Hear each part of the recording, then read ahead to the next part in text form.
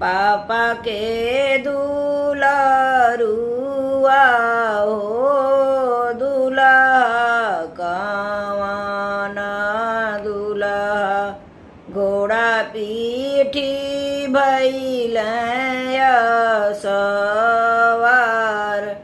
घोड़ा दौड़वले हो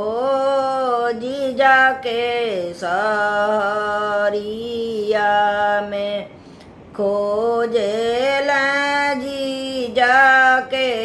दुआर जल्दी जल्दी जीजा दीदी विदा करी रौरो चल बरियात रौरे साज के होई बरियात हमारो के चाही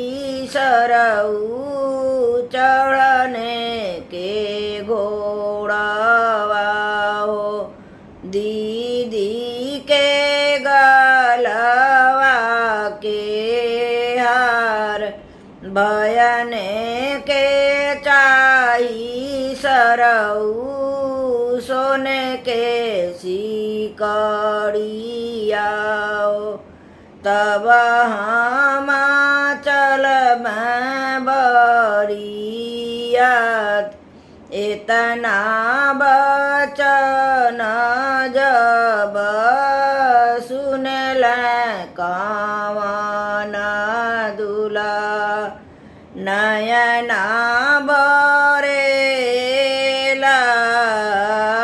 नीर नयना झरा झरलोर अपन बरियतिया जीजा अपने समारब रौरे जानी जाई बरियाती हमारो ना बरतिया जीजा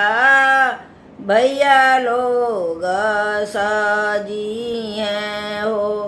नौ जी आई बबरिया